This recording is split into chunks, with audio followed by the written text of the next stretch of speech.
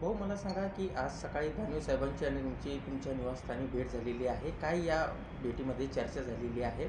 आणि चर्चा अशी सुद्धा आहे की बऱ्याच दिवसापासून निवडणुकीची रणधुमाळी सुरू झाली, तरीही तुम्ही त्यांच्या प्रचारात दिसत नव्हते. आज त्यांनी काही तुमच्याकडे अशी डिमांड केलेली आहे का, किंवा तुम्ही प्रचारामध्ये उतरा वगैरे? हो, ही गोष्ट खरी की माननीय रावसाहेब पाटील दानवे यांची आणि माझी सकाळी भेट झाली. ते सकाळी घरी आले होते आणि भेट झाली. प्रचारामध्ये यावं अशा प्रकारची विनंती त्यांनी केली. मी त्यांच्याकडून अवधी मागवला 1-2 दिवसाचा. मला वरिष्ठ पातळीवर या ठिकाणी या संदर्भामध्ये बोलायचं आणि आमची चर्चा चांगली झाली. भाऊ, बरेच दिवस झाले तुम्ही त्यांच्यासोबत दिसत नाही आहात.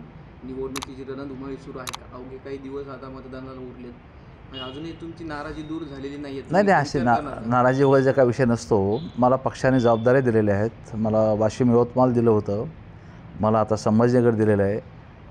पार्टी पातळीवर मला ज्या जबाबदाऱ्या दिलेल्या जातात त्या जबाबदाऱ्या सांभाळणारा कार्यकर्ता मी आहे. त्यामुळं मला पार्टीची जबाबदारी सांभाळावी लागते आणि त्या पातळीवर ती माझी जबाबदारी निभावावी लागते.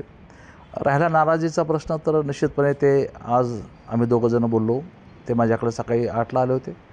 आमचं बोलणं झालं. माझी काय नाराजी आहे त्यांच्या कानावर मी टाकलेली आहे स्पष्टपणे.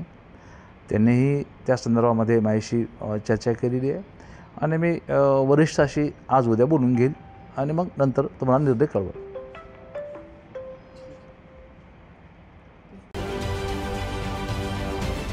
राजकारणातील प्रत्येक अचूक बातमीचे सर्वात आधी अपडेट्स मिळवण्यासाठी सरकारनामाच्या सर्व सोशल मीडिया प्लॅटफॉर्मला लाईक, फॉलो आणि सबस्क्राईब करा. तसंच सर्व नोटिफिकेशनसाठी बेल आयकॉन प्रेस करायला विसरू नका.